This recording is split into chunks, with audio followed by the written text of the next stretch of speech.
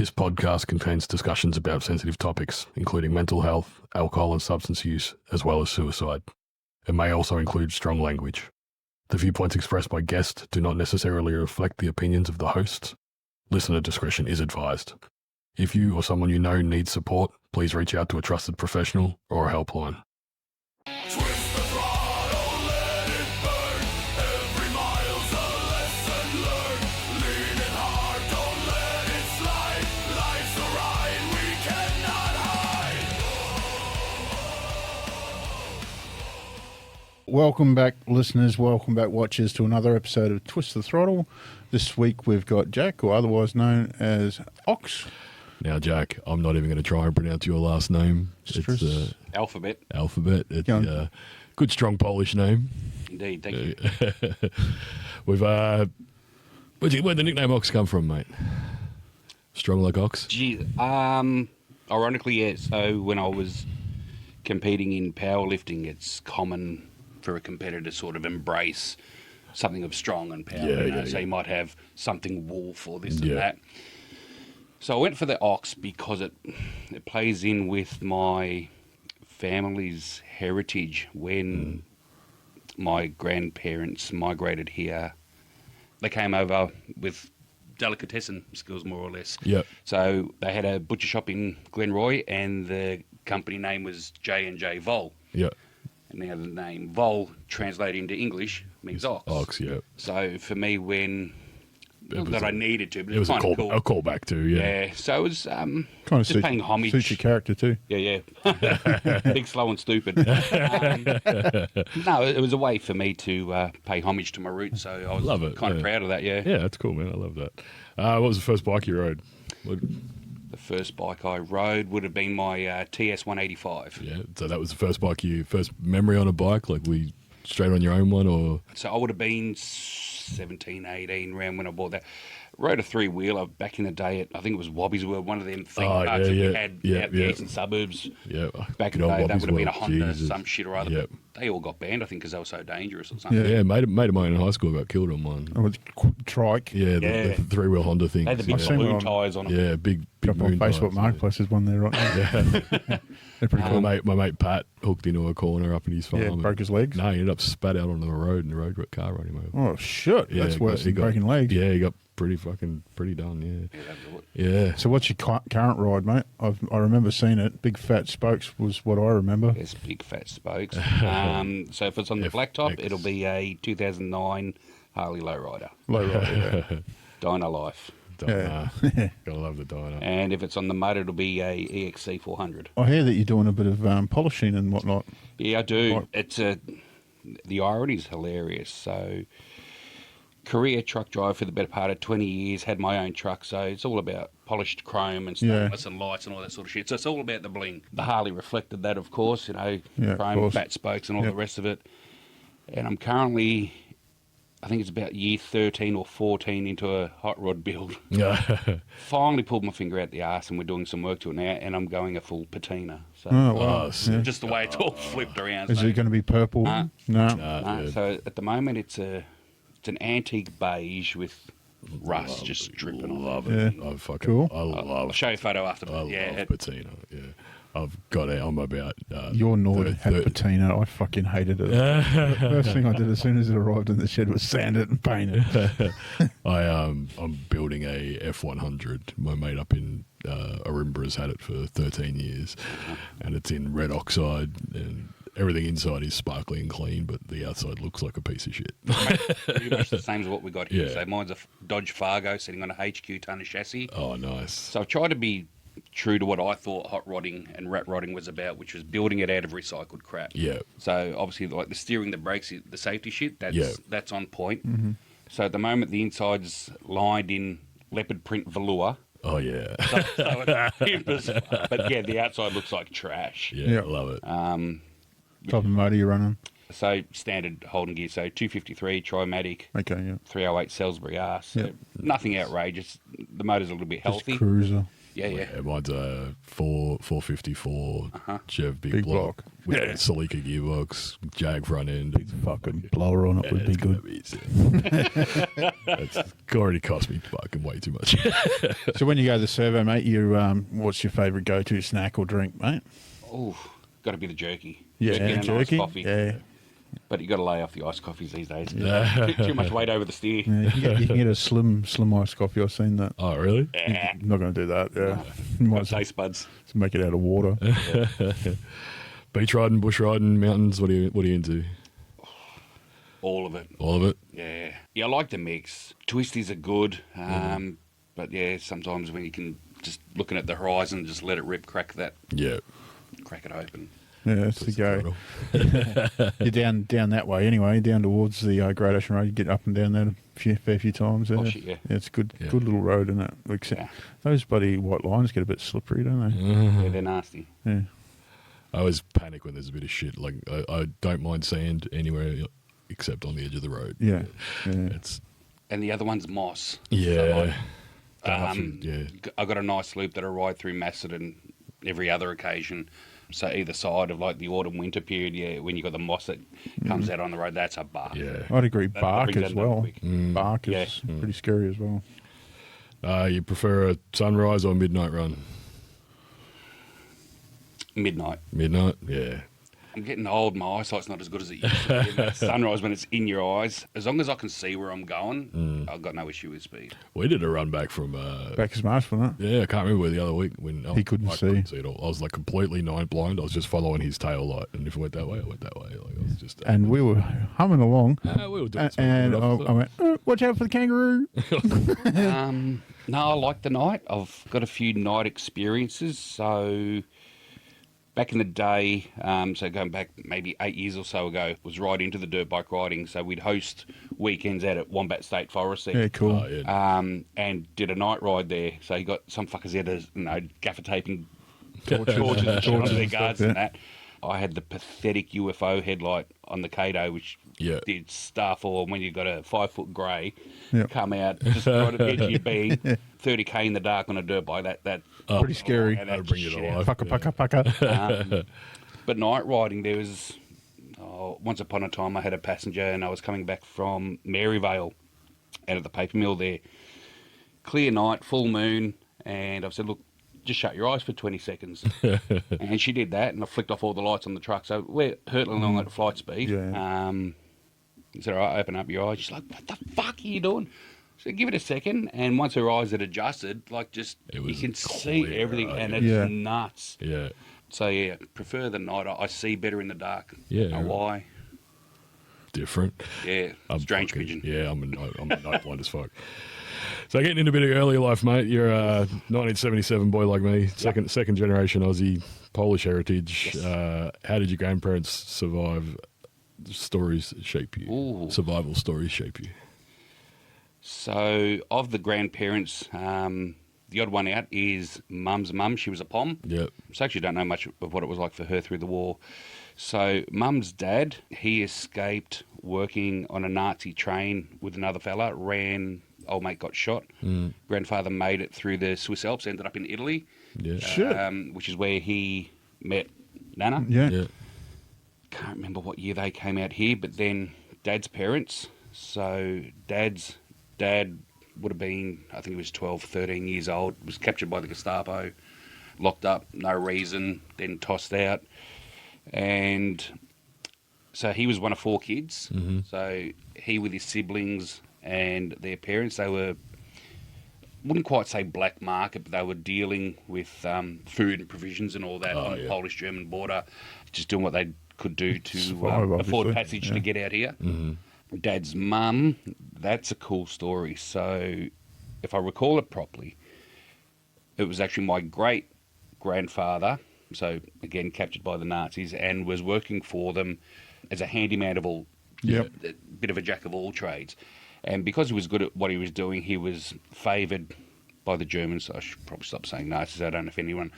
So working with the Germans, and he was allowed to bring his family into wherever the hell they were staying. I think they were way out towards Russia, from what I understand. So you've got my grandmother with her mum and the other kids on the train. And it was nothing for the German soldiers just to grab a kid and toss him out the window. And my grandmother was a cheeky little shit. And she's like sticking her tongue out at the officers and all the rest of it. But obviously the guys were smiling on her because she didn't get tossed out because I'm still here. We have another guest star. We do have a guest star. Yeah, I'm responsible for her. That's all right. You got a support dog, and that's. I do. We might meet her in a little bit for the viewers. So speaking of terrorists, there she is. Hello. Hello. Yeah, so most of them sort of came out in the 40s, 50s. Beautiful. Eldest of 3 siblings, but no contact with parents or sisters for almost 10 years. Yeah. How's that impacted your sense of family? Family is, I suppose the easiest way to put it is blood makes you related. It's loyalty that makes you related. I'd agree with that. Look, it's not so much about airing dirty laundry or anything like that. For me, it's, you know what, you're not the kind of person I'd have a drink with in a pub. Yeah. Not someone I'd trust to look after my dog. So, you know what, I'll leave you to you, you leave me to me, and we'll just live in our happy ways. Yeah. So growing up around domestic violence, what were your earliest memories of that? So I grew up in the era of being belted, and So did I. to the point where the belt even had a name. His name was Freddie, a little bit twisted. Actually had confronted folks about it. I would have been in my 20s at some stage, and I remember the phone call with Mum. It was getting pretty ugly, and I said, you know what, just enough of this shit. You know, I'm sick of it. The abuse that we went through, and she put it down to, you mean the discipline? I said, you can call it what you want. Yeah. Fucking child abuse. Yeah. And her justification was, we only did what we went through as kids. So, you know, what was good for the goose was good for the gander. I said, well, you know what? You're piss weak in my eyes. I said, if you went through what you've done to us, when you became a parent, you had the power to change that. You could have broken that cycle. Yeah. Not to change a story, and it might be related, and we might talk about it after. So I am divorced from the mother of my children, and I'll give her credit. One of the things that we did agree upon before becoming parents was that we would never hit our kids. And to the best of my knowledge, We've kept that promise. Yeah. I don't think she's ever hit the kids. I haven't. Look, apart from like when we've had an open fireplace, when you got a bloody microphone. Snag it. When you got a 2-year-old that's going to go touch an open fire or something, you give him a tap on the hand. Bit different to a hiding. I went through. Yeah. One of the most shitful stories I've got was, so Dad was a truck driver, and for the rev heads out there that are listening, so he had a D5N Dodge, so it's a driver's seat and then a 1.5, and school holidays, Dad and all 3 kids bundled up in there, and was sitting in the depot for ages. Dad had gone into the office, whatever. And I don't know how long it was. Like, for us, it felt like an eternity. Yeah. My mum used to go in the supermarket. I'll be back in a sec. Fuck, she'll be in there for fucking hours, mate. And that's what it felt like. So, look, in reality, it was probably maybe something like half an hour or so. And we're there, we're bored shitless, and we're hungry. And I said, you know what? Down by the side of Dad's seat there, he's got a bag of the Allen strawberries and cream. Oh, yeah. So I pop them up. So one of the sisters had grabbed it, and I've opened it. We've shared it around. We've eaten it. Anyway, when Dad's come back to the truck, he's fucking lost his shit. Who did that? And I owned it. I said, well, I told, insert sister's name here because I can't remember who it was. So, no, I told him to get it, and we shared around. Righto, get out. Now, in the old Dodge, being an old truck, fuel gauges don't work. So we had a bamboo stick. Don't get ahead of me now. So that was a dipstick for the fuel gauge. Yeah. Righto, stand up on the fuel tank and fucking crack across the back of the legs. So after getting a flogging with that and back in the truck and getting through the day, what he didn't know is that he'd actually cut through and into my tendons. Oh, fuck, So we're sitting there in the truck, and I could feel, Blood. like when you get a bit sweaty, you feel a bit moist in the joint. Moist.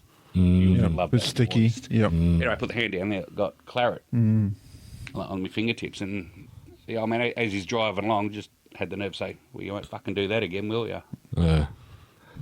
They fucking, Thanks, Dad. Yeah, I know.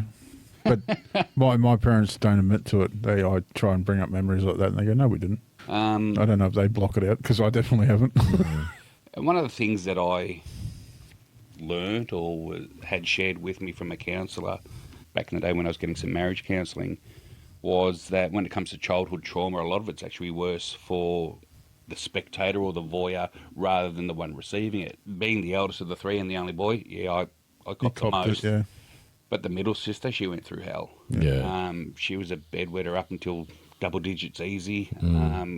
I've seen her have her face rubbed in urine-soaked mattresses. Yeah, and shit that's like torture. That. That's Yeah. torturous. Yeah, that's different. Kind of It's not a puppy thing, yeah. Doesn't work for dogs, doesn't work for people. Yeah. No, that's it. So you went to Catholic school. Yeah, You good were little doing Catholic boy. An older boy duties. How was that growing up? You know what? I'm not going to say that we weren't brought up overly religious. I think Mum, being the pious person that she is, it was probably a feather in her cap. But for me, it was an escape as well. So for an hour and a half every Sunday, I'm out the house and Yeah.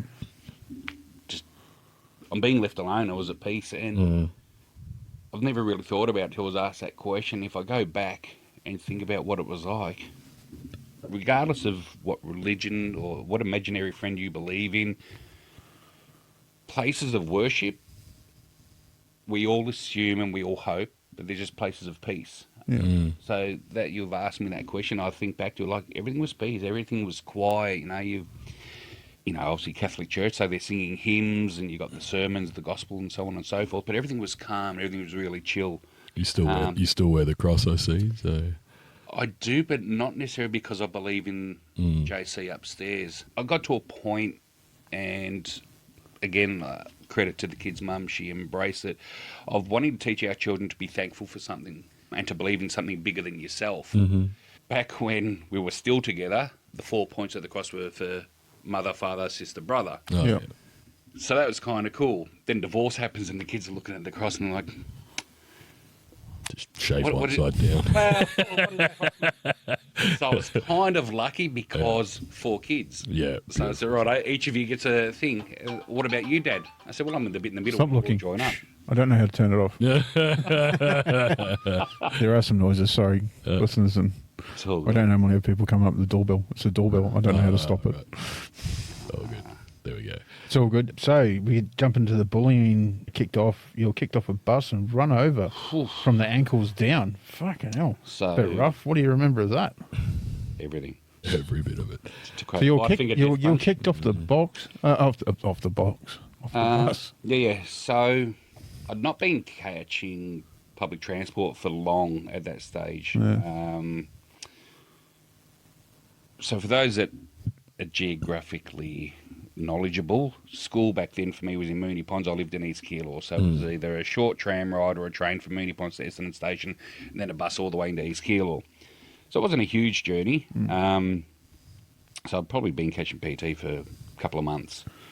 And the day in question was the last day of school for a couple of the tech schools. So, of course, going to all boys Catholic Yep. secondary college, you're banter bait.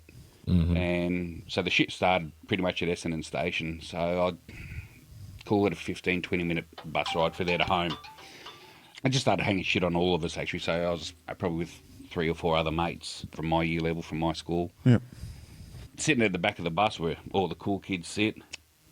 And the last seats in the bus were sort of in a U shape. So you got your very back seat, which is up against the back wall of the bus. Then you got them on the side. So you got the community there if you wanted. That's where all your bags and shit are packed up.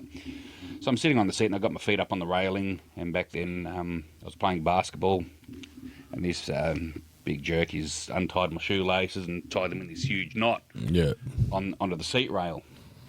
Being a bit shit scared and outnumbered, you sort of let it happen. And anyway, when he finished and was distracted, so I've got in the bag, got my scissors out, cut my shoes off, put them in my bag. So, I won that one.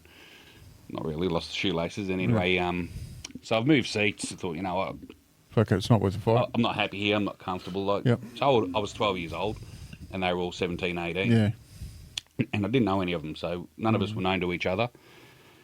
And, they're sort of targeting this one and that one. And as we're getting close to my stop, I'm standing up, getting ready to get off. I see the ringleader, we'll call him. He comes up and he's throwing kicks and shit at me, and I'm ducking and putting my bag there to sort of absorb it. And I've gone down a step, so you got 3 steps to get off the bus.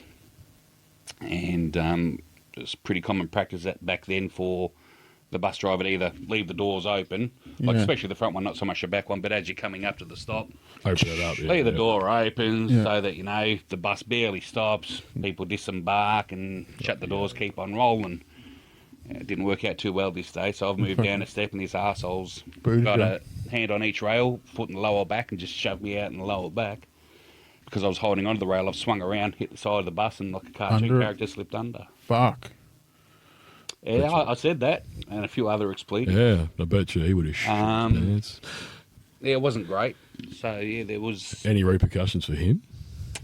a good behaviour bond. Yeah, right.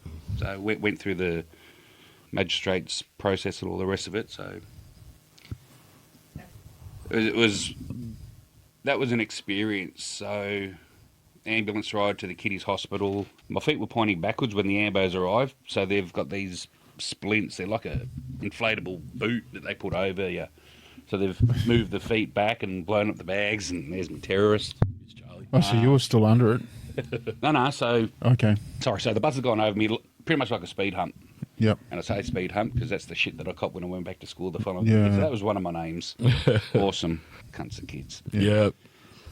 Kids. The people that were in the house that were right at that bus stop, they've come out. You know, they've obviously heard all the commotion. They've carried me in there onto the couch. Did they do more damage by carrying you inside, you reckon? Or No, I don't think they did. It was 'cause you alright. would have been a pretty And the shit thing is, it's across the road from where I lived. Like literally, so across the road, 4 houses. That's where I live. So I got run over right at the front of home. So like, look, go get my dad. You know, he should be home. Yeah, Look for yeah. the truck in the driveway. Yep. But that wasn't home at that stage. So anyway, they've called the meat wagon. They've come pick me up. So did the ambos do some damage by moving my feet? Look, I'm still walking and talking at the moment. So Yeah, of I'm going to course. say, you know what, it all worked out. yeah, it did okay. work. Yeah. You were in a wheelchair? For Yeah, wheelchair for 8 weeks. Wasn't so no broken bones. So all ligament, soft tissue damage, Jesus. burst blood vessels. So like the feet were huge, like the size Oh, I of could me. They imagine, were all mate. fucked up. So it affected you mentally for sure, Yeah, going forward from that point on. yeah. Like it didn't give me a phobia of PT or anything like that. I got over that. It probably reared its head up more when I became a parent. Yeah. Yeah. Worry about what can happen to your kids. And making sure that they weren't the bullies probably more than Yeah, right. Yeah. like, don't be shit, you know, be kind. Sort of those conflict resolution type things of try and defuse or diffuse, but if you have to, hit them once and hit them hard. Don't fuck around. Love it. Now, that was in 89. Yes. Been a dancer since 1983. So Yeah, I have. jazz, tap, ballet, ballroom. Obviously, looking at you, this is the first thing people would think. Yeah. Absolutely. Does he still carry on that talent now? If you're paying enough, put a poll up. So I had a couple of years hiatus in there. So the year I got run over, obviously I was still in the concert that year. It was all retarded. I was sitting on a chair. There was no moving. I couldn't do shit. But obviously got back to being able-bodied. So yes, still continued on with the dancing. Took it to the next level where you start throwing the girls up in the air and all that sort of shit. So that was cool. And stopped probably just before I got married. So Yeah, right. continued dancing up into my 20s. Yeah. Nice. What was the contrast like from the tough upbringing to quite a, what's a way, how do you put it, a more delicate art? Well, isn't it? Isn't like dudes. Dancing's pretty brutal, yeah. Yeah. My daughters both did dancing and Again, I think it was an escape. So if I wasn't home, Dad couldn't get at me. Look, it had its pros and cons. The irony is, so Dad would always complain when you get to the end of the year, when you're having your concerts, obviously there's dress rehearsals and there's expense. Like dancing's not cheap. yeah. So you got all that extra commitment work, and Dad would always complain, oh, fucking dancing, you know, that's it, you're not doing it next year. Until I would have been about 15, that's when I started throwing the girls around. And then, of course, that's my son. Fuck. Yeah, You know, so all of a sudden, you know, pigeon chesting all the rest of it. yeah. Fuck's sake. So it says here you won a best male dancer at the Australian Academy of Dancing. That's Yeah, I pretty good. did. How did that change your life at school? That was changing. So I had no knowledge that in the audience was one of the arts. So he actually did maths as well, but one of the arts teachers from my high school. He was in the audience there supporting his niece. So my girls and I, we've gone on stage and we've done our routine. And they've all, as we come off, you know, all the girls are getting out of their costume. They're like, no, you need to stay in yours. I'm like, fuck. I said, I've only got one gig today. No, we need you to keep it on. Didn't think anything of it. And the next act came on. And then they've dragged me on stage and what the fuck's going on? So I was awarded this perpetual trophy in recognition of what I've done and achieved and being male dancer. So, you know, it's not like I had a lot of competition. Yeah. I'd still bragging rights and all that. Of course, yeah. And when I've come off the stage, Mr. Wilson was his name. He's come up to me going, hey, how you going there? Jack? I said, yeah, all right. What are you doing here? And I've just gone 50 Shades of Red, gone, fuck, I've been busted. Like, no one knew. Yeah. Again, so it was going to an all-boys school, you know, homophobia would have been the big thing. So if you're a dancer, you're a fag, or you're a soft, or you're a pussy, going, you know, I've been bullied enough and shit, so I'm not giving him any more ammunition. He's gone, mate, this is awesome. You need to bring this to school. I'm not going to force you, but, you know, I reckon you should bring this to the arts department. And this is when Rocker Sedford was big down here. Oh, yeah. So sure enough, I brought it to the arts department and brought in a whole heap of videos of my concerts and all that. Going, this is gold. Like, so then of course word spread like wildfire. It's like, oh, you know, this dude, he's got pussy on tap. He's dancing with girls every week, and teenage boys being teenage boys, you know. So, do you see their boobs? I'm over it. Like I see their boobs all the time. Yeah. And the thing is, how many boys started doing the dancing thing after that? Yeah. It was on the other side of town. And it's not to make it creepy, but in the dancing school, like we've got dancers from toddlers all the way up to mature age. So that's not to say that, you know, you're looking at the little ones. Obviously, I'm staying in my age. Of course. So, you know, if I'm a 16-year-old boy, you know, I've got girls, you know, 15, 16, 17, 18, you know, up until I got to a point where I was able to get my own dressing room. It was a shared dressing room, and occasionally you see a bit of boob, you see a bit of ass, and you know, girls are running around in their G-bangs and stuff. I didn't need Playboy. Becoming a protector of other bullied kids, what did that role teach you? Well, it had me facing a potential suspension at school. It's off the back of my bullying experience. I was pretty reclusive at school. I'd actually hang around with the smokers because, you know, they're smoking at school, so they're always hiding somewhere. And I was going, you know what, these fuckers aren't going to give me any grief. Yeah. So I just sort of hang around with them. I never smoked or anything, but it was just peace for me until I was old enough that I was able to use the school gym and train there. So in that transition sort of years there, and this one time we had this young fella, I suppose he was of a similar mind, you know, just wanted to be left alone, and he sort of hang around with us sitting up on the hill there. And these kids from his own year level come after him, you know, would have been a group of about 6 or so, and trying to pick a fight with him. And, you know, the older ones, you know, like, fuck off, leave him alone. But they were getting stuck into him, and I said, I'll sort this out, like a hero. Interesting choice of words, actually, because that fucker tracked me down on Facebook years later. He goes, you know what, you are my hero. I'd sort of forgotten about it. The long and short of it is I took the 6 of them on and got called into the vice principal's office after the lunch break. You come here from here? Yeah. You know this fella? No. And I didn't know him. I vaguely remembered him from, you know, 15, 20 minutes earlier. And he's wearing the sports jacket, so I asked him to unzip it a little bit. So he's unzipped it. And there's a handprint around his throat. And he's gone, did you do that? Probably. And then I remembered who he was. So he's the arsehole I pinned up against a tree and threatened to fucking clobber him. Yeah. And that was prior to pulling a steel pole out the ground and going after the other 5. They're gone, we can't have this kind of behaviour, you know, Christian Brothers College, blah, blah, got the whole spiel. Yeah, so ask him why I grabbed him, mate. And he's like, so why'd you do it? I said, don't like bullies. Or what do you think you've just done? I said, well, I was outnumbered. Yeah. Anyway, the vice principal, he was a prick. Peter Devery was his name, if he's listening. How are you, Pete?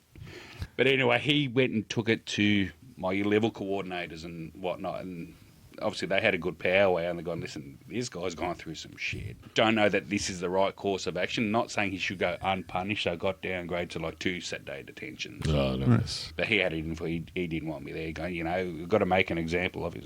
Well, look, I'm happy to wear my lumps. Yeah. But then, the number of fight offers that I had after that, and it was shit. Yeah. I just wanted peace. Yeah. So the next one is teen rebellion and surviving finishing school in the top 5%. How'd that rebelling manifest when you got your license? Went from academic to bit of a rebel. Yeah, so bit of a smarty pants. I did very well in VCE. Went on to study electrical engineering.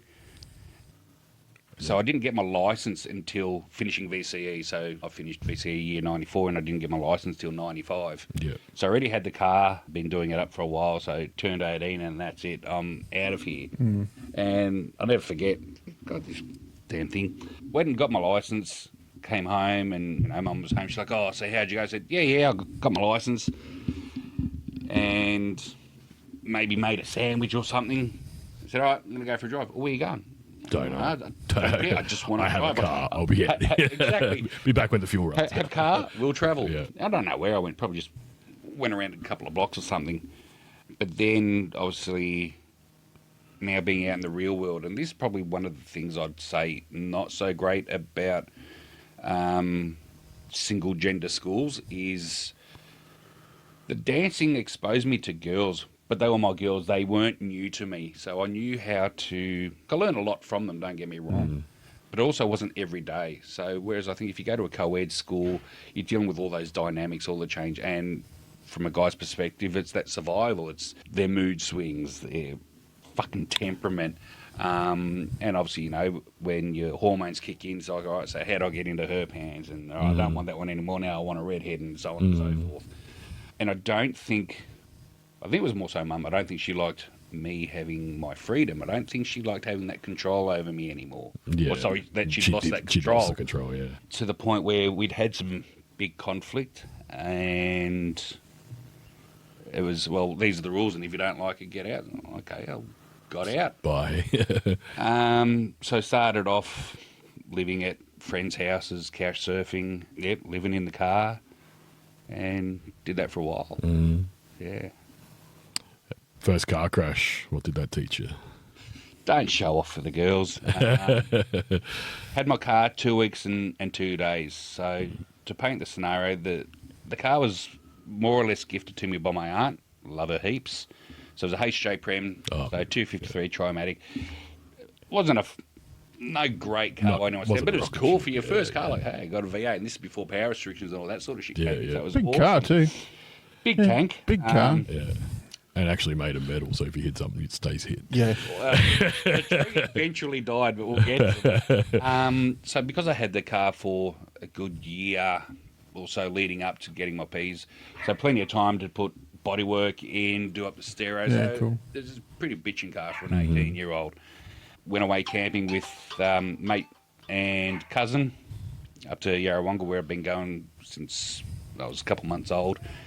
And that you find a couple of girls your own age, you're like, this is all right, and you find out where they're camping and get a bit of exchange going on, and we're going for a drive into town, and as we're going past their thing, all rev heads there, anyway, dirt track, and gave it a boot full, and single spinner eventually hooked up the other side as well, and that's where we're going, in that big fucking tree. That visual fixation, Turn the steering wheel as much as you like, you're still going straight. Don't hit the tree, don't hit the tree, don't hit the tree, there's the tree.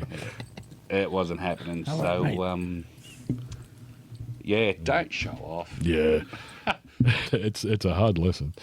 So living on the streets at 19s, what was our day-to-day survival like when you're in the car and mates' couches and learning to be resourceful, living on shit food, cold, uncomfortable. I've done car before. Car's not very comfortable. They are cold because they're a steel box. Yeah. You can have all the blankets and sleeping bags. And I remember one time I had the cops come up to me. I was actually sleeping at the Westfield car park there in Airport West. Knock on the window. And I was in the corner. I was minding my own business. And it was like 1 o'clock in the morning or something stupid. I went down the window. Welfare check. Yeah. You all right? Yeah, licence please. And he looks at it, gone, what are you doing here? He says, sleeping. But you don't live too far from here, obviously, because it's still got the home address. Yeah, of course, yeah. Which is maybe only a 15-minute drive. Gone, yeah, I had a fight. I can't remember what I came up with. Yeah. They're like, oh, you're all right. So it was embarrassing, so I had to find a better hiding place. Yeah. Yeah. Industrial estates were good for that, and of course that's where you sort of find out about off-street drags, and then you get into that scene, and that was cool. But yeah, living on the streets was shit. Yep, not proud of it, but stealing to survive, siphoning fuel from fuckers' cars. Although mine was on dual fuel, so you can't steal gas. No. But I mean, that was back when gas was still cheap. You know, I can remember like 15 cents a litre. I was going to say, I think my first XD wagon was, I filled it up for 8 cents a litre on LP gas. Yeah. That was Like, insane. stretching every dollar, you know, where $2 was all right. That, Now you got to take out a fucking loan. it's It's over $100 to fill up mine. Filled my van up this morning for 153. Yeah.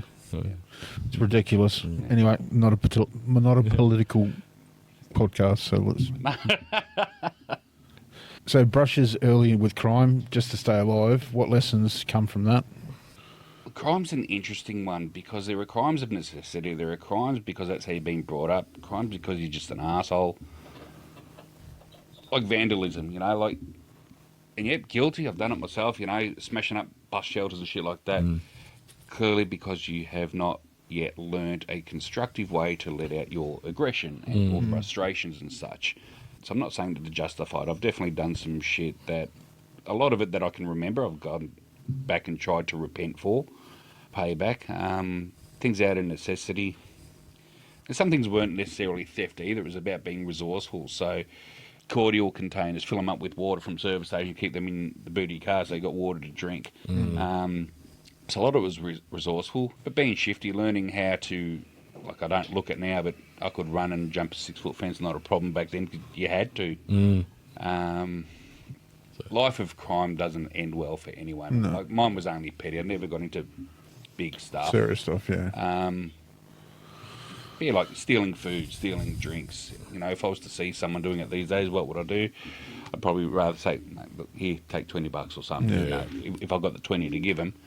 But I get it. And I think it gives me a different appreciation when you're looking at people, like especially homeless, you know, like, stop looking just at, you're only seeing the surface, you know, you don't know what their story is. Yeah. And I think But in the a other lot of hand, now people are too quick to judge. you got career homeless people as well.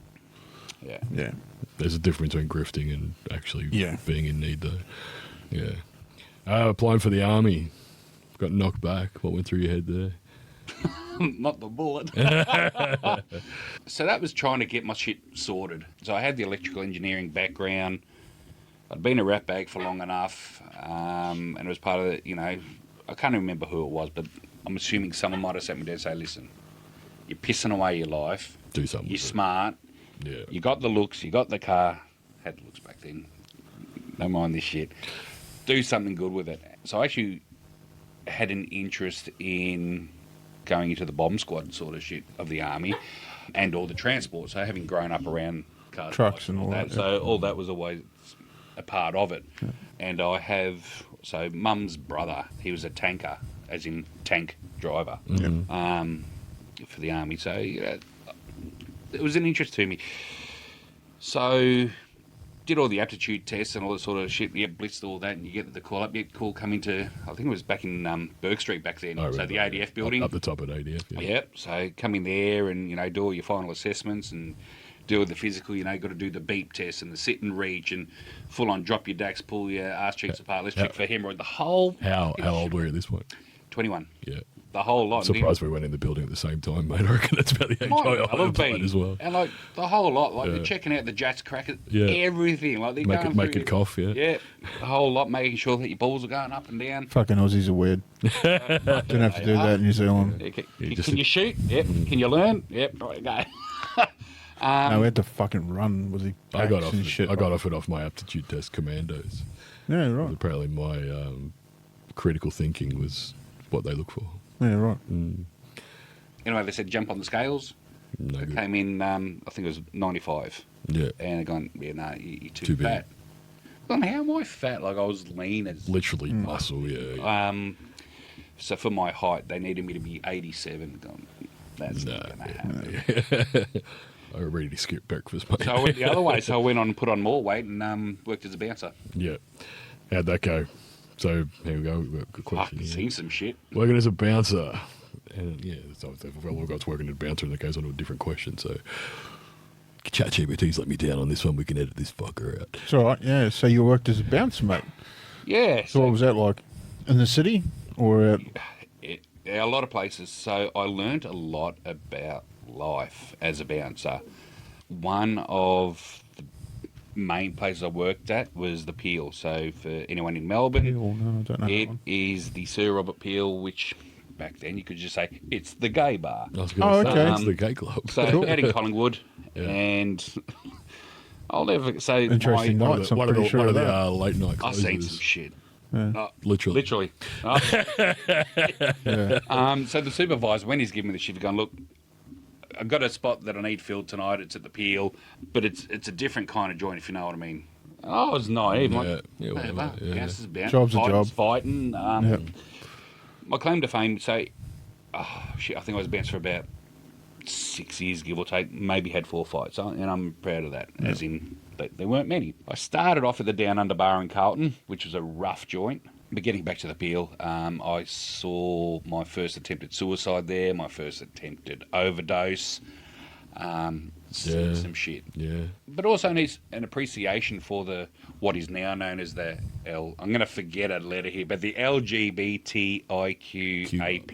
Yeah. I think that's yeah, where it's you got at most these of it, days. I think, yeah. TV.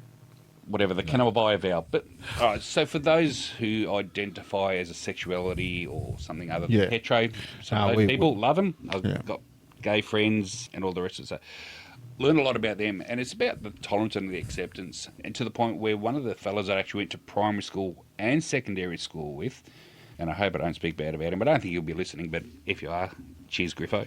We were chatting on Facebook one night, and he put it in the most simplistic way, and I really appreciated it. Not that I had an issue with homophobia or anything. He's gone, at the end of the day, we want the same thing. We both want to work, we both want somewhere to live, and we want someone to love. The only difference about you and I is where we put our dick at the end of the night. That's a fucking cool way of putting it. Yeah. I'm the same. One of my best mates is gay, and no issue. So it's like religion, don't shove it down my throat and I don't care. Look, I met some of the nicest people there. Yeah. And there's always that one that got away. So obviously there was a lot of drag queens and a lot of shit that go on there. Anyway, there was a patron, I think is a political way I can put it, that would attend. Their name was Cassandra. And to this day, I don't know what bits they were born with. But God knows the temptation was there to find out. To me, I think Cassandra was born a she and identified as a she. It's just the venue. So if I was to have met this person in any other pub or at the Harley dealership or something, like, fuck, yeah, she's hot. You know, you have a conversation, you want to come for a ride on the bike, and hope that it leads somewhere. Just the fact that it's at a gay bar, like, shit, and you're looking for all the telltales, the Adam's apple, but everything was saying female, and if I got any regrets in life, that's probably one of them. Like, she was a stunner. She was like the 12 out of 10. Like, probably should have found out. You know what's worse is going to happen? Pretend you went through. Yeah. Punch through the other side. Packing more meat than me. So you were driving trucks and illegal drag racing, building cars. You had a Mazda 626. Yeah. HQ small block. What drove you toward that lifestyle, mate? I suppose Brotherhood, in a way, no one's ever asked it. So if we go back to when I was 19 years old, one of the fellas that I met through that movement is a fella that I call my brother today. We actually met because his biological brother was tapping my, at the time, girlfriend. Oh. So we should have been born enemies. Yeah. His brother's a flog, and he'll tell you that he's a flog anyway, so it's okay. But this dude here, so he was right into it. So they were Broady boys, so hoons, sound systems, and all the rest of it. It was just about that hanging out. So this is pre-mobile phones and shit where, you know, Saturday nights, Friday nights. You'd literally drive around and find a group. You'd drive around and you're smelling the air, so you're smelling for the burnout smoke, and you're listening for the engines revving and all that, and you just migrate there. And a lot of it was just hanging out, talking shit. Then, someone's going to do a skid, someone's going to have a race. Mm-hmm. Good times. We did that too. I loved it. We were definitely, and I'm not saying that myself specifically, but definitely that generation, we are responsible for the hoon laws, and I love it. Like my kids will never get to experience what we did because we're the reason that there's hoon laws. Mate, I learned to drive in stolen cars. It's like from 16 to 18. Yeah. I was a shit. And we'd buy shit boxes and take them like out the back of Greenvale there on the big grassy patch and just cut it. But you learn how to drive, dodging boulders and crap like that, and just we used to do rally driving, and we used to go to this park where you could roll around on the grass and fucking whoop up hills and shit. Fucking good fun, man. It taught you how to drive, yeah? Fuck yeah, it does. Kids these days probably don't have that type of experience that we got. No. Anyway. I could put myself in the shit here, so I'll shut the fuck up. I might just shut up. So fatherhood relationships, you met Casper, marriage and 4 children. Your chat GPT fucked it up big time this time. Mate, it's all over. How did fatherhood change you and your perspective on life? I normally get to edit it a lot more. We kind of rushed That's it right. today, yeah. How does father... So you got multiple kids going on now. You got Bit of a blend. Yeah, that's interesting. So I've got 4 biological kids, all to the same mum. I don't have a relationship with the eldest of my daughters, so she's 19. She's made some life choices that I don't support.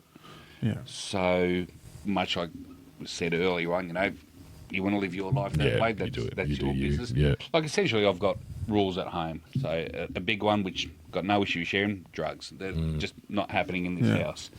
So, for example, if one of my kids wants to do drugs, it's not coming here, and you're not welcome to bring that shit here. Yeah. So if you've got somewhere else where you can go and live and do that, you know what, it's not what I want for you.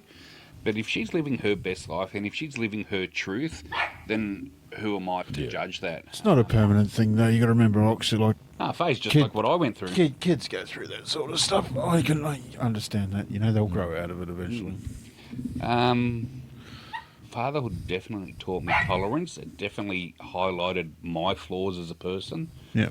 Definitely holds me accountable. Yeah. Yeah, you're going to be a lot more responsible in life as well. Yeah. Well, you've got to lead by example, number one. I have to edit that out or leave that in. Apologies to the listeners here. You're That right. is my dog that is terrorising the background. all right. That's all right. So, Ray, I loved it. Fatherhood's definitely the best thing that I've ever done. I'd have to agree with that. It's pretty good, isn't it? Yep. Gives you purpose. It scares the fucking shit out of you because you are responsible for this life. You've created life. And if you want to get all mushy about it all, like, ideally, you create life with another person that you love, and that child's meant to be an extension of that love. And, I know that there's plenty of people in this world who are the children of accidents and oopsies and so on and so forth. But we're talking about the biology and what the design was meant to be.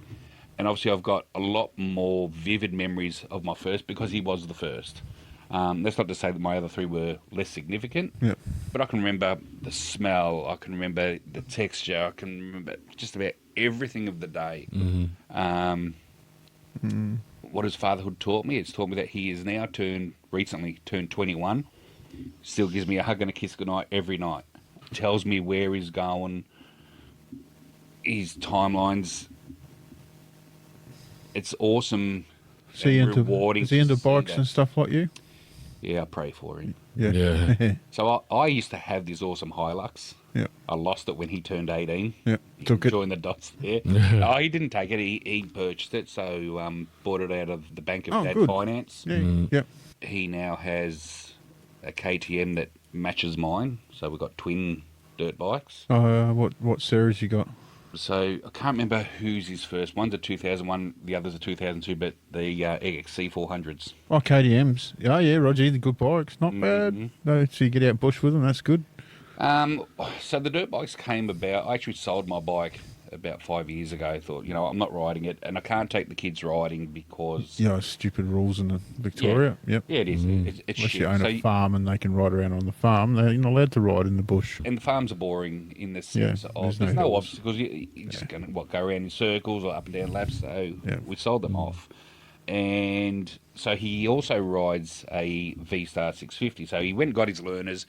He goes for his P's tomorrow, fun fact. And in riding that, he felt that he'd gotten to a point where it wasn't giving him the thrill anymore. He's like, I need more power, I need more speed. And look, he rides well. Yeah. Like he'll grind his floorboards and the shit, and he's laid it over a couple of times by pushing too hard, which is awesome. Scratched up his red TNs or No, that is dropped his bum bag. Yeah. And he was like, it's not giving me that rushing where I need more. So I thought, all right, I'll fix you up. I'll get you a dirt bike. So I bought him the KTM for his birthday. Yeah. He's had it for a couple of months already though. So just the time we thought, you know what? I tracked down my bike. It was a lot worse for wear. It had basically been neglected for the last 5 years. Small investment, and I got her back to where she was pretty much when I sold her. So I got him a matching bike. Thought, I'll fix him. So I took him out on dirt, and it worked. It scared the shit out of him. Yeah. Beautiful. Because on paper, it doesn't make sense to him. So he's a diesel mechanic apprentice. He's almost finished his apprenticeship. So it's the same power as his 650 and the rest of it, but it's the power to weight, it's the gear ratios. Like you can wrap on the throttle on his V-Star and it'll move along. Yeah, this one, the wheels up in the air. And So you've actually had quite a few bikes. So walk us through your bikes. You had the TS181, the dirt bike was the first one. Your KL200. Yeah, old ag bike. Yeah. They're still pretty good bikes. A GPZ 250, which is you had one of them, didn't you, Jeff? GPX I had. GPX. Yeah, Marzi's was the GPZ. Okay, yeah, little fairing bike. Nah, it didn't have much. Might have had a bikini fairing. I think it was a GPX that might have had the full. And then you went into the actual Honda scene, which is good. You're stuck in that for a little bit by the looks of it. You had the CBR 600. That was probably the most fun bike I've had. Yeah, good bike. They were just nimble. I would have been 50 kilos lighter then, so the power to weight was phenomenal. If I'm honest, I sold that bike because it scared me. I got to the point where the front's coming up out of roundabouts, so I'm going to kill myself. But you went to a CBR 1000F. So I had a couple of years break and thought, I want to get back into it. And I couldn't find a 600, and the 1000F came along at the right price. I thought, no, we'll hear about it. I've heard a lot about the CBR 1000s. Good. It was a good bike. It was... Had legs. So out of all of those, you're saying we had a VTR. That's a Suzuki, isn't it? No. Honda. Oh, it is a Honda, yeah. Firestorm, yeah. The V-twin. Freaking, that sounds fast. That was sexy. And then you went to Suzuki, the DRZ 250. Yes, that's the dirt bike. Yeah, that was. So out of all of these bikes, which one's your most favourite one? Yeah. The FXDL. Oh, it's hard to compare because they're all so different. The 600 was a great bike. Like, I got fond memories of fagging that up around the twisties around Flowerdale to St Andrews and shit like that. I do the same ride now on the Harley, but it's a different ride. Different feel. I can't lay the Harley over that far because I've got nice chrome pipes. I don't like them up. Whereas the Honda, definitely a lot more agile. So it's flickable, it's nimble. But then it's like comparing, how does that stack up against the Kato? Yeah. The KTM's stupid fun. Yeah. Yeah, it's good fun climbing up hills and freaking. You get into a bit of trouble, I got the DR650 in, and I've done a lot of bush riding up in the high country, and you really know yourself pretty well by the time you get to some of those big hills. Yep. You're sweating and puffing and carrying on. This is a fucking shit idea. And then you get back to the car and you throw all your gear in there and you get it home, you clean up your bike, going, oh, be good to go again in 2 weeks. Yeah, so you got the Harley now. So what does that mean to you? That's your freedom, I'm guessing.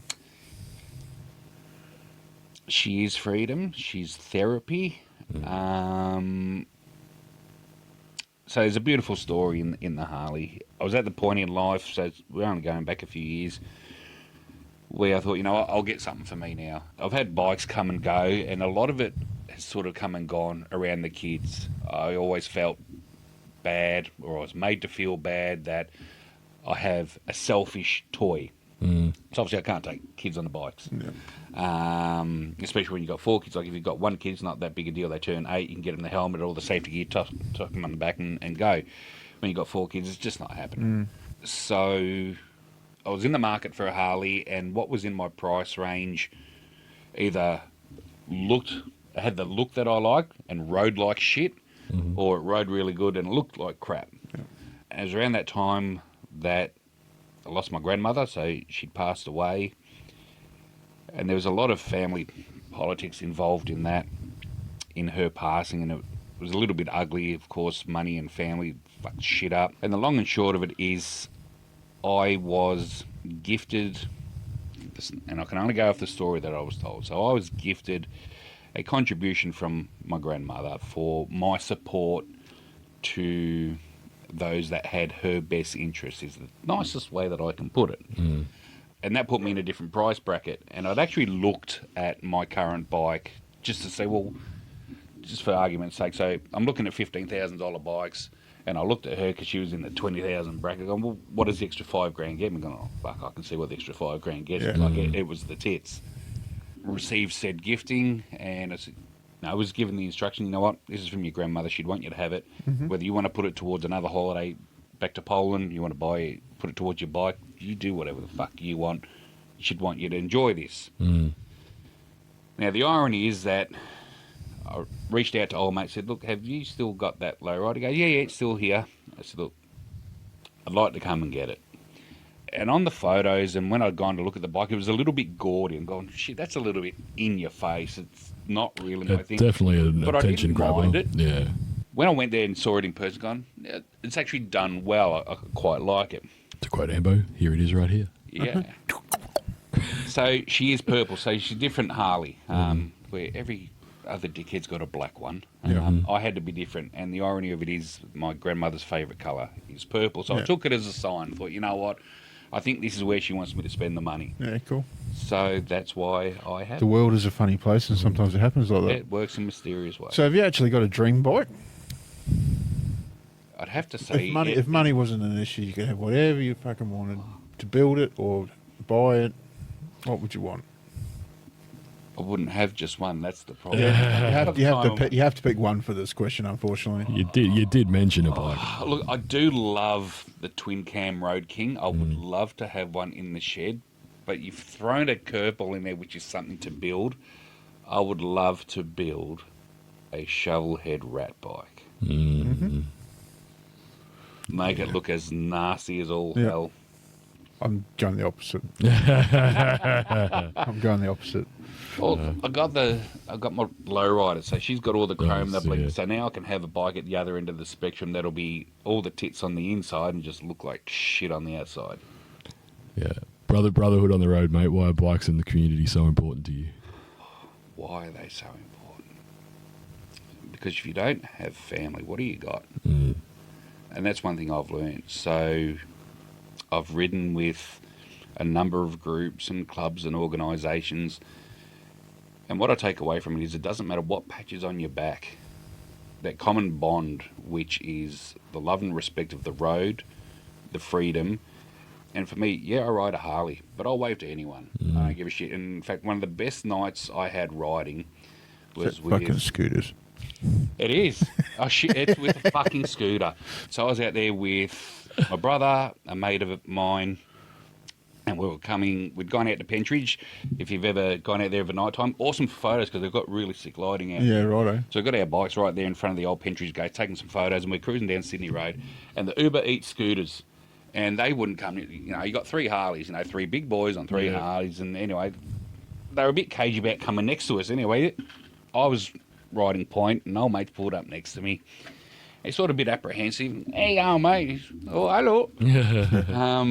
We're just riding along, and we're getting caught nearly every set of lights, and I've dropped back now, and I'm going to throw him under the bus here. Old mate Redbeard, we put him up the front, and he was getting beaten by the scooters. And I'm like, this can't be right. It's unacceptable. So riding a little bit loose and not really safe lights. I've torn through them all, and we got back up the lights. Now we're on Royal Parade, where it's a little bit more open.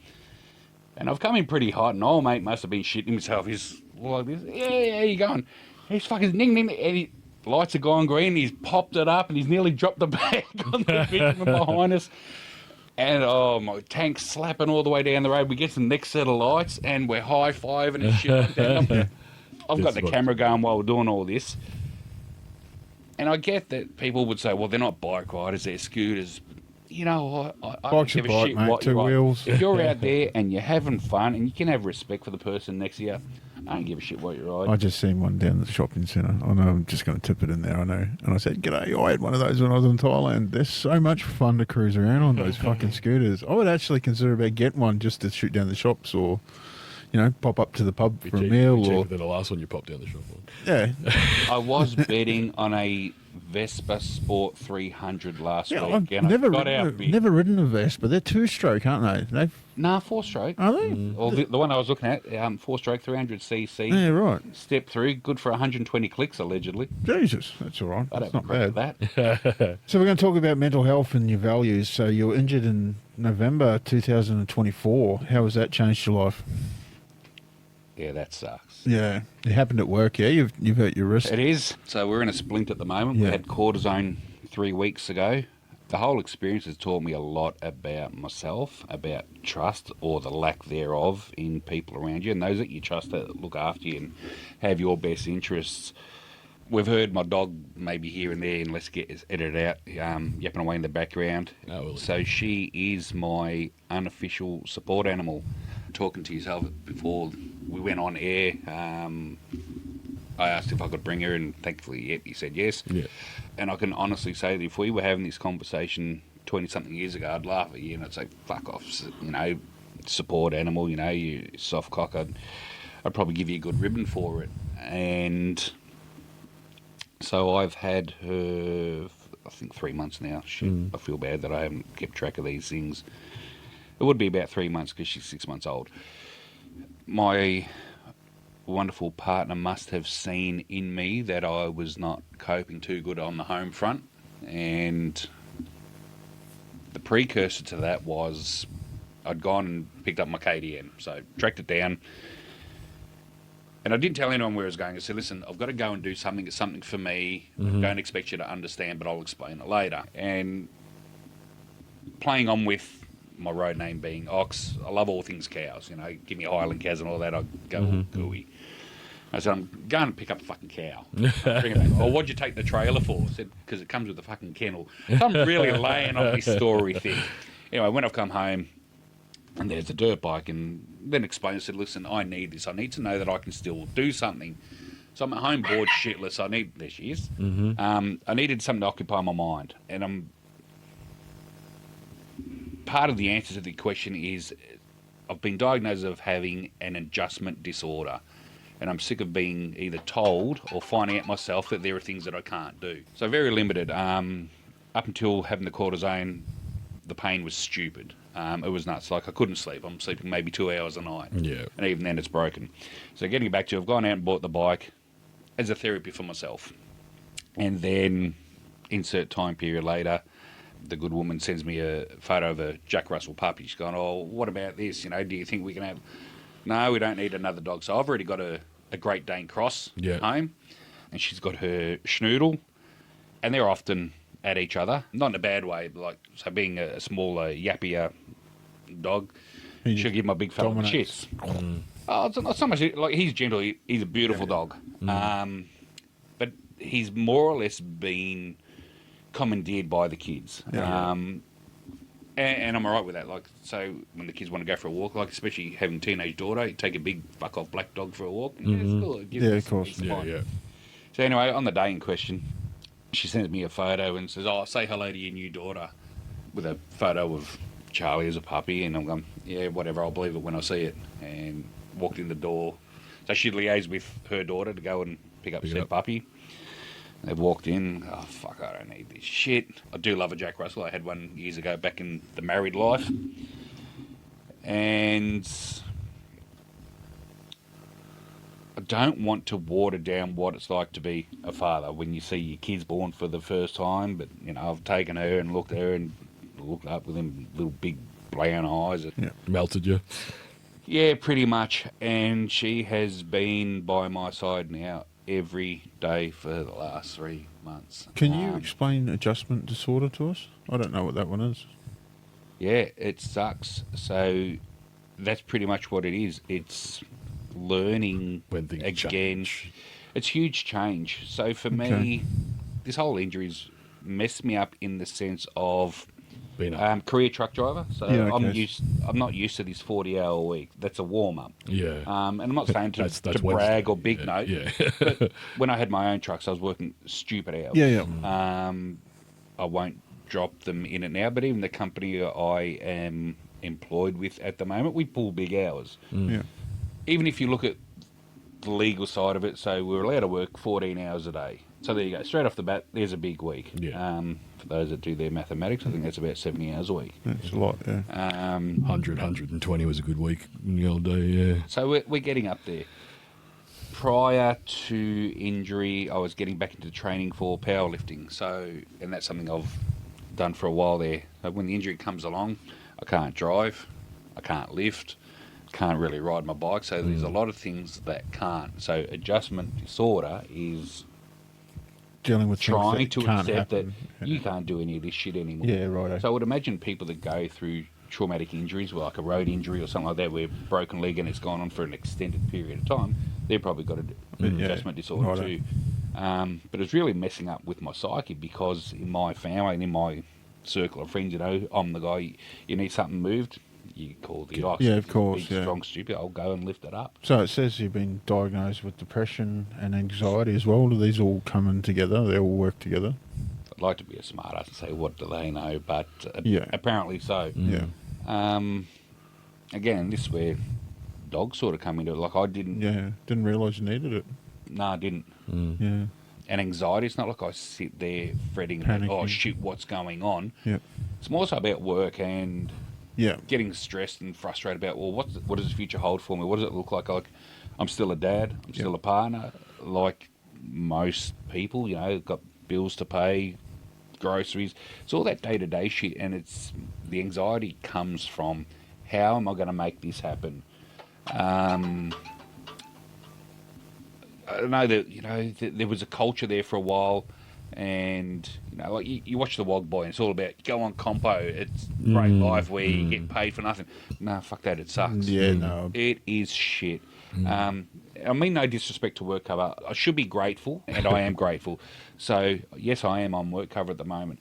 But that's not a lifestyle that I want to sustain. No, That's it's exactly. not me. My wife says she hates long weekends because if I have more than 2 days off, I'm generally an asshole because like I get bored and I don't have purpose and I don't have that drive to do stuff and Yeah, need that stimulation. Start putting months into that and you can imagine how that goes. You're like an animal pacing in its cage in the zoo, like, you know, meant to be wild. That's why I love the bike, because I'm out there and I'm free and I can go here and I can go there.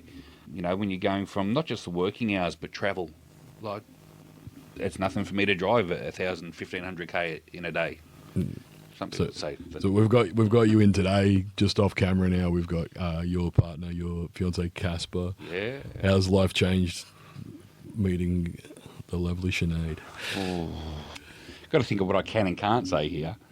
I've got a shovel and an alibi, mate. We'll be right. Seen the size, we would need an excavator size hole. It was an interesting meet, so we met through a common cause. We'll go into a bit more detail of that next week. And when I first met her, I didn't think too much of it. I actually thought she was a little bit up herself. Look, She scared the shit out of me, I'll be honest.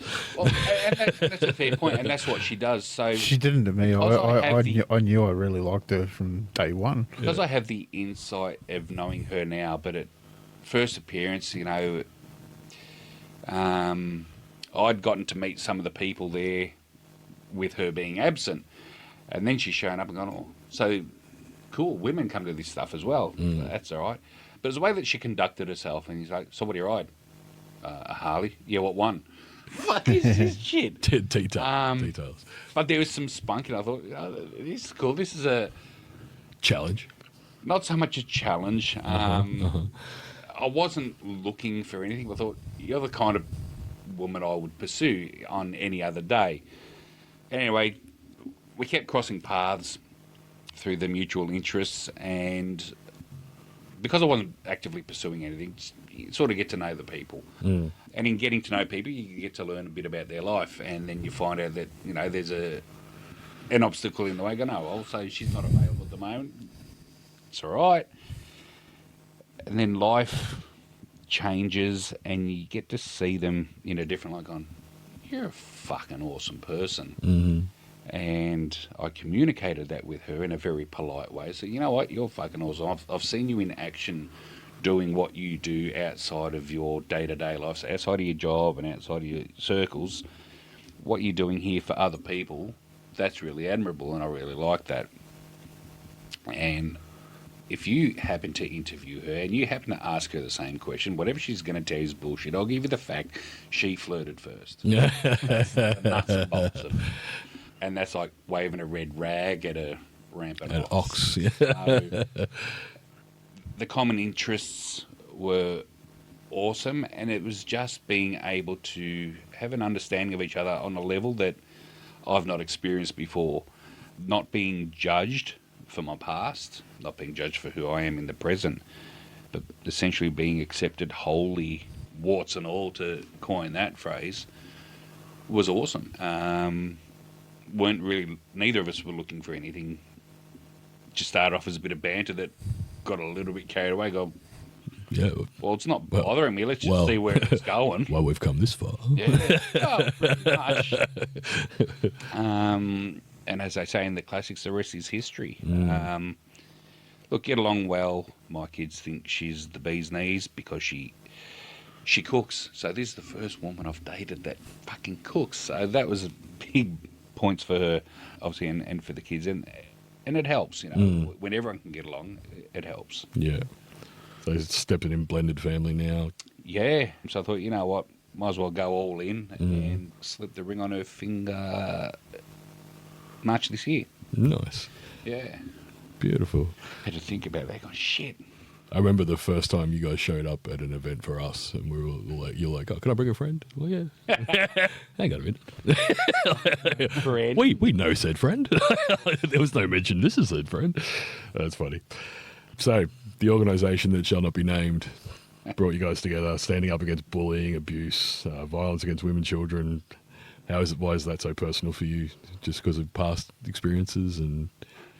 Well, aside from just being what should be socially on everyone's plate, like just remove the violence period, but it definitely looking at what it was like for me growing up. So the abuse and violence to kids, just fucking no. I do believe that all kids are born innocent, and when people say, "Oh, they're just a shit kid," look, unless someone can prove it to me otherwise, I think it's about their environment. Excuse me, their influences and what they're exposed to. I 100% agree with that. They're all born good. Yeah. It's the people they hang around with. Yeah. They make them bad.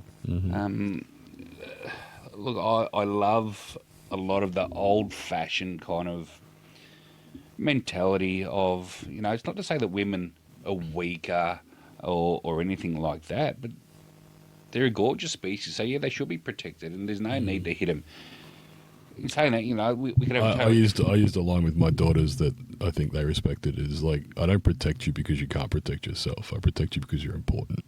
Yeah, important to me, absolutely. Yeah, like you have value to me. Yeah. I'm not trying to undermine anything you do, but you're important to me. That's why I do what I do. Yeah. Absolutely. So, how's Casper's presence in your life influenced your mental health and outlook? Oof. Sort of digging into the missus at the moment because she's coming up next week, so we're going to get a little bit of crossover. So for me, what's really important in life is peace. If you're not threatening my peace, you can be in my circle. So where Casper fits in with that is, if you're not bringing shit to my table, if I can trust you, if you've got my back, then there's nothing that we can't achieve. So to find that in a person, It's very rare. yeah, I've not had that before. So not using this as an opportunity to slag anyone in my past off, but it hasn't been there at this level. Like, other relationships I've had have failed for various reasons, including fault of my own, absolutely.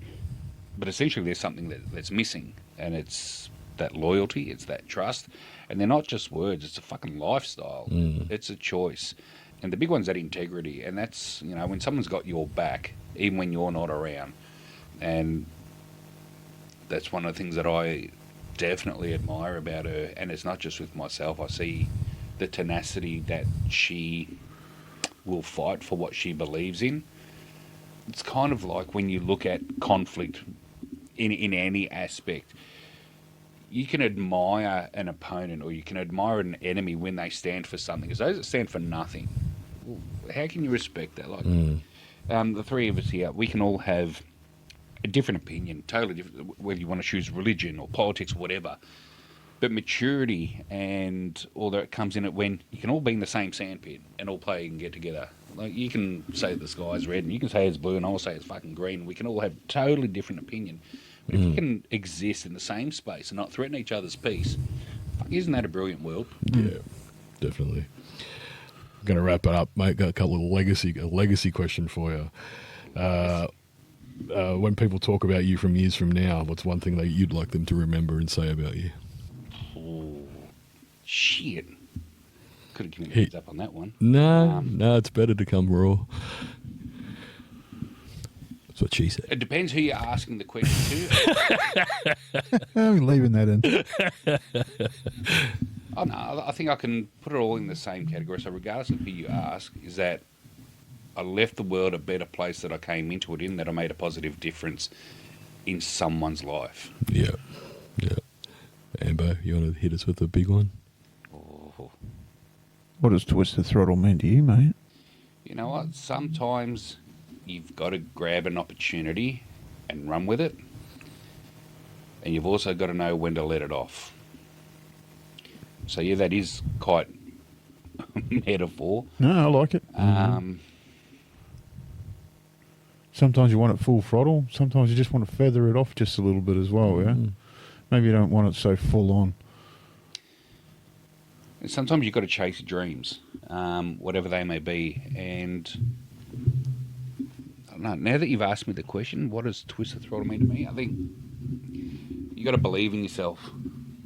So if you want to apply that to riding, whether you're looking at a straight or whether you're picking an apex through a bend and you're going to wind that throttle on, you've got to believe in yourself that you've picked the right line, that you're going to be leaning into it right, that you know, shit, if it starts going this way, do I lift off to stand it up? Do I squeeze it on more to tip it in? So I think Twist the Throttle is about believing in yourself. Yep. And when you look at what we do, talking about riding, when you're riding in a pack and you, whether you're at the front, middle or at the back, well, not at the back obviously, because what I'm getting at is looking at the people that are following you. So make a difference in the world, make a positive impact, because the person who's come behind you now, whether that's your kids, your brothers, your partner, your friends, your family, they're watching what you do. So if you're, to use your term, twisting that throttle, if you're choosing a path and it's a good one and it's a safe one, that can benefit others, they're going to follow in with you. But if you fuck up, if you haven't got that trust in yourself and you spear it into the wall or off the fucking cliff, you might take a few others with you as well. Yeah. So be kind, be cool. Yeah, love it. Be kind, be cool. Thanks for coming in, Jack. Thanks for making the time. Gentlemen, thank you. Thanks, Sox. Thanks, mate. You're all good. All good. Thanks for riding with us today on Twist the Throttle. If you enjoyed the ride, don't forget to subscribe, leave a review, and share it with your crew. Remember, no matter how tough the road gets, you're never riding alone. Stay safe, stay open, and catch you on the next ride. Keep that throttle twisted.